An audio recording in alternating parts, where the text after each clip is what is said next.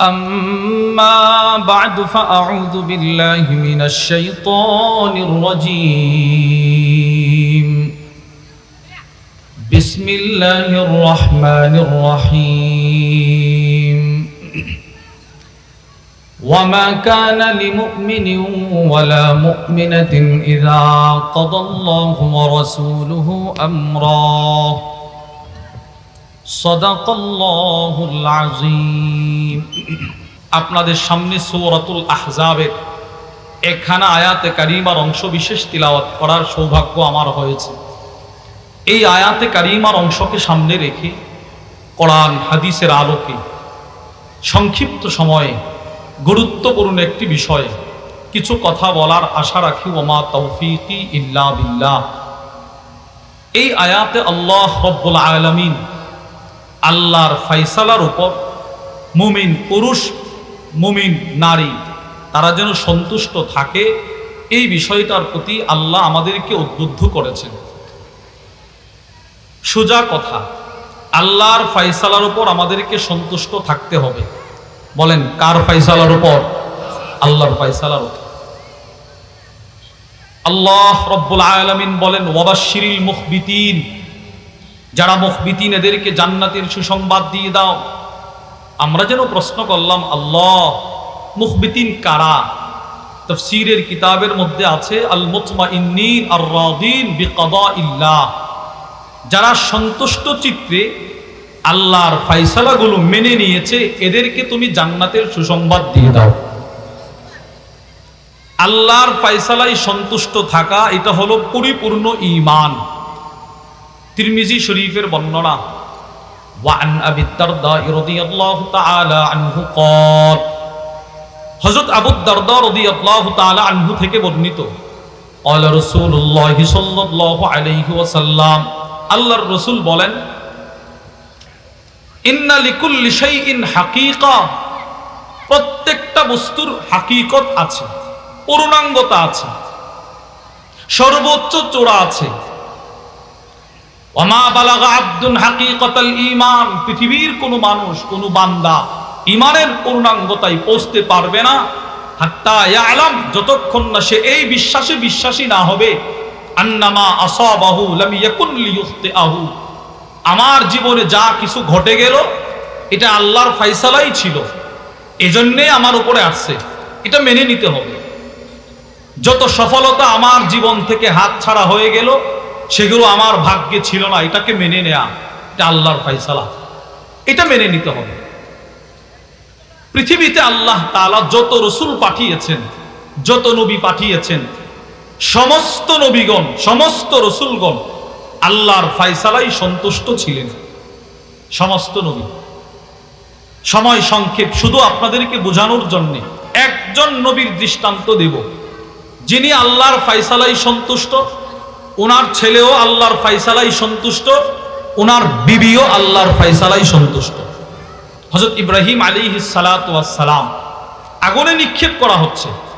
ক্বালু হাররিকুহু ওয়ানসুরু আলিহাতাকুম in কুনতুম ফাইলিন, এই কিছু করার থাকলে পয়গম্বর ইব্রাহিমকে আগুনে জ্বালাও। ক্বালু ইবনু লাহু বুনিয়ানান ফালকুহু ফিল জাহিম, বিশাল আকৃতি অগ্নিকুণ্ড তৈরি করা হলো, ওনাকে নিক্ষেপ করা হলো। বুখারীর বর্ণনা, ওয়া আন আব্দুল্লাহ ইবনে আব্বাস রাদিয়াল্লাহু তাআলা আনহুমা قال, হযরত আব্দুল্লাহ ইবনে আব্বাস রাদিয়াল্লাহু তাআলা আনহুমা বলেন, কানা আখিরু কওলি ইব্রাহিম হিনা উলকিয়া ফিন নার, যেদিন পয়গম্বর ইব্রাহিম আলাইহিস সালামকে আগুনে নিক্ষেপ করা হচ্ছিল, আসমান জমিনের যত ফেরেশতা সকলে আয়েশা বলে, কিছু করব কি আপনার জন্য? আগুনটাকে পানি করে দেই, তাপটা নিভিয়ে দেই, আগুনটা নিভিয়ে দেই। পয়গম্বর ইব্রাহিম আলাইহিস সালাম বলে, আল্লাহ পাঠিয়েছেন, আপনারা আসছেন? কোন আমরা আসছি? আপনি রাইসুল মুওয়াহহিদিন না, হাসবি আল্লাহ, যে আল্লাহর ফায়সালা আমাকে আগুনে নিক্ষিপ্ত হতে হবে, আমি সেই রবের ফায়সালাই সন্তুষ্ট, উনি আমার জন্য যথেষ্ট। যাও, তোমাদের কোনো সহযোগিতা আমার প্রয়োজন নাই। দেখেন, নবী আল্লাহর ফায়সালাই সন্তুষ্ট। দৃষ্টান্ত নম্বর 2, ওনার ছেলে। বিসমিল্লাহির রহমানির রহিম। فلما بلغ معه السعي قال يا بني إني أرى في المنام আল্লাহ পাক ওনাকে শেষ বয়সে সন্তান দিলেন ইসমাঈল আলাইহিস সালাতু ওয়াস সালাম। যখন কিছুটা বুঝার বয়স হলো, বাবার সাথে চলতে পারে, আব্বু বলে ডাকতে পারে, আঙ্গুলটা ধরতে পারে, আল্লাহ পাক আদেশ করলেন এই সন্তানকে জবাই করো। তিনি ওনার সন্তানের কাছে প্রস্তাবটা পেশ করলেন, আমি তো স্বপ্নে দেখেছি তোমাকে জবাই করতে হবে, ফানজুর মাযা তারা, আমার রবের ফয়সালা তোমাকে জবাই করা, এবার তুমি বলো তোমার কি অভিমত। সন্তান কি বলে জানেন? ইয়া আবাতি ইফআল মা তুমার, আপনাকে আল্লাহ পাক যে ফয়সালা দিয়েছেন আপনি ওইটা করেন, জবাই হয়েও আমি আল্লাহর ফয়সালাই সন্তুষ্ট। বাপ ছেলে, এবার মা ইব্রাহিম আলাইহিস সালামের বিবি, বুখারীর বর্ণনা। وعن عبد الله بن عباس رضي الله تعالى عنهما قال, হযরত আব্দুল্লাহ ইবনে আব্বাস রাদিয়াল্লাহু তাআলা আনহুমা থেকে বর্ণিত, তিনি বলেন লাম্মা কানা বাইনা ইব্রাহিম ওয়া বাইনা আহলিহি মা কান, হযরত ইব্রাহিম আলাইহিস সালাতু ওয়াস সালাম আর পরিবারের মাঝখানে যা ঘটার তা যখন ঘটে গেল, খারাজা বি ইসমাঈল ওয়া উম্মি ইসমাঈল, এবার হযরত ইব্রাহিম আলাইহিস সালাতু ওয়াস সালাম ওনার বিবি আর ওনার সন্তান পয়গম্বর ইসমাঈলকে নিয়ে রওনা হয়ে গেলেন মক্কার দিকে। শাম থেকে মক্কার দিকে রওনা হলেন। ওয়া মাআহুম শান্নাহ, তিনজনের সফর, বাপ ছেলে স্ত্রী, স্বামী স্ত্রী ছেলে, সাথে একটা ছোট্ট পানির মশক। ফাজআলাত তাশরাব, হযরত ইসমাঈল আলাইহিস সালাতু ওয়াস সালামের মা ওটা থেকে পানি পান করত। ফায়াদিরু লাবানুহা আলা সাবিয়্যিহা, তো ছেলে ইসমাঈল আলাইহিস সালামের জন্য মায়ের বুকে আল্লাহ পাক পানির বরকতে দুধের ব্যবস্থা করে দিতেন। সফর করতেছে, করতে করতে করতে করতে হাত্তা কদিমা মক্কা, মক্কায় পৌঁছলো। ফাওয়াদাহা তাহতা দাওহা, হযরত ইব্রাহিম আলাইহিস সালাতু ওয়াস সালাম ওনার ছেলে ওনার বিবিকে দাওহা আশ-শাজারাতুন আযীমা, বড় এক গাছ, যাতুল ফুরু', যেই গাছের শাখা প্রশাখা অনেক বেশি, এই রকম বড় একটা গাছের নিচে বিবিকে আর ছেলেকে রাখছে, কিছুই বলে না। সুম্মা রাজা ইব্রাহিম ইলা আহলি, পরিবারের দিকে আবার স্বামীর দিকে রওনা দিছে, বিবিকে বলেও না যে আমি যাইতেছি। ফাত্তাবাতহুম ইসমাঈল, এবার ইসমাঈল আলাইহিস সালামের মা স্বামীর পিছনে পিছনে হাঁটতেছে। হাত্তা লাম্মা বালাগু কাদা, মক্কার উঁচু একটা জায়গায়, স্বামী অনেক সামনে, স্ত্রী অনেক পিছনে। ডাক দিল স্বামীকে, ইয়া ইব্রাহিম, হে ইব্রাহিম, ইলা মান তাতরুকুনা, কার কাছে রেখে যান? চতুর্দিকে গভীর জঙ্গল, কেউ নাই। লাম ইয়াকুন হুনাকা বাইতুন ওয়ালা বিনা ওয়ালা মা, পানি নাই, ঘর বাড়ি কিচ্ছু নাই, কার কাছে রেখে যান? ইব্রাহিম আলাইহিস সালাম বিবির দিকে তাকাইছেও না। ক্বালা ইলাল্লাহ, ইব্রাহিম আলাইহিস সালাতু ওয়াস সালাম আকাশের দিকে আঙ্গুলটা উঠিয়ে বলে, আমি আল্লাহর ফয়সালায় আল্লাহর কাছেই তোমাকে রেখে যাচ্ছি। কি পরিমাণ কঠিন মুসিবতটা, কি পরিমাণ! কেউ নাই, কোনো মানুষ নাই, একদম নির্জন গভীর জঙ্গলের মাঝখানে রেখে যাচ্ছে। এবার ওনার বিবির বক্তব্যটা শোনেন। যেই মাত্র স্বামী বলল আল্লাহর কাছে, বিবি বলে, রাদিতু বিল্লাহ, আপনি যেই রবের ফয়সালায় সন্তুষ্টি প্রকাশ করে আমাকে গভীর জঙ্গলে রেখে যাচ্ছেন, যান, আমিও আপনাকে আমার বক্তব্য শুনিয়ে দিলাম, আমিও সেই রবের ফয়সালায় সন্তুষ্ট। সুবহানাল্লাহ বলেন। আমিও এই জঙ্গলে ছেলে নিয়ে থাকাটা সন্তুষ্ট, যান।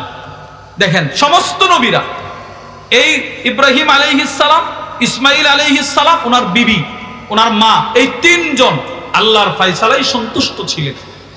আমাদের নবীও আল্লাহর ফয়সালায় সন্তুষ্ট ছিলেন। সমস্ত নবীদের আল্লাহর ফয়সালায় সন্তুষ্টির চিত্রটা যেই পরিমাণ, এর চাইতে কোটি কোটি গুণ বেশি ছিল আমাদের নবীজির আল্লাহর পক্ষ থেকে যেই ফয়সালা, তার উপরও সন্তুষ্টির চিত্রটা।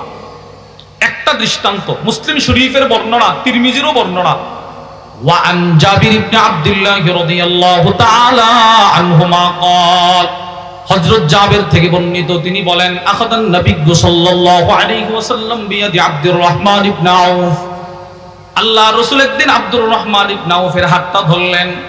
ফান্তালাকা বিহি ইলা ইবনিহি ইব্রাহিম, হুজুর সাল্লাল্লাহু আলাইহি ওয়াসাল্লামের এক ছেলে ইব্রাহিম ওনার নাম, ওনাকে দেখার জন্য নবীজি সাহাবাদের এক জামাত বিশেষ করে হযরত আব্দুর রহমান ইবনে আউফের হাত ধরে রওনা দিয়েছেন। একজন কামার কর্মকার, ওনার ঘরে নবীজির এই সন্তান ছিল। মদিনার আওয়াজ অনেক প্রত্যন্ত অঞ্চলে ছিল, নবীজি দেখতে গেছে।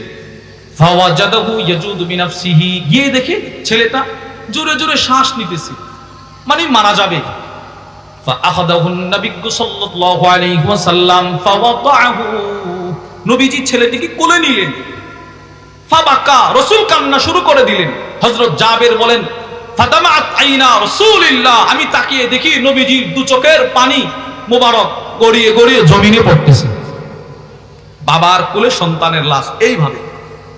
আল্লাহর রাসূল তখন বলেছিলেন, সন্তান তোমার মৃত্যুতে আমি ব্যথিত, কষ্ট হচ্ছে আমার, কিন্তু এটা আমার রবের ফয়সালা। এখনো আমি ওই কথা বলবো না যে কথা বললে আল্লাহর ফয়সালায় অসন্তুষ্টি প্রকাশ পায়। সুবহানাল্লাহ বলেন। এটা কিন্তু সকলে সহ্য করতে পারে না। আল্লাহ আমাদের সকলকে যে কথাগুলো বললাম সেই কথাগুলোর উপর আমাকে আপনাকে সকলকে আমল করার তৌফিক দান করেন। অনেক বড় বড় মেহমান এখানে আসবেন, বিশেষ করে এশারের পরপর হযরতুল আল্লাম হযরত মাওলানা আনিসুর রহমান আশরাফি হাফিজাহুল্লাহ, আনিস ভাই খুব কাছাকাছি চলে আসছেন ইনশাআল্লাহ। যথাসময়ে এশারের পরপর হযরত বয়ান পেশ করবেন এবং আমাদের আরিফ বিল্লাহ হাকিমুন নফস আল্লামা মুফতি মুশতাকুন নবী কাসিম হাফিজাহুল্লাহ হুজুর বিশরুট আছেন। আলহামদুলিল্লাহ 9টার ভিতরে হুজুর এখানে চলে আসবেন, বলেন আলহামদুলিল্লাহ। সুতরাং আমরা অনেক কষ্ট করে ওনাদেরকে একত্রিত করা হয়, অনেক কষ্ট করতে হয়, এটা আপনারা বুঝবেন না। যিনারা মাহফিল করে এনারা বোঝেন কি পরিমাণ কষ্ট হয় এই সমস্ত মেহমানকে একত্রিত করাটা। এজন্য আমার সোনারামপুরবাসীর অনেক সাআদাত, সৌভাগ্য যে আপনারা এই সমস্ত হাস্তিদেরকে পেয়েছেন। মাগরিবের পরে অনেক বড় বড় উলামা ইকরাম কথা বলেছেন, এশারের পরে অনেক বড় বড় উলামা ইকরাম কথা বলবেন।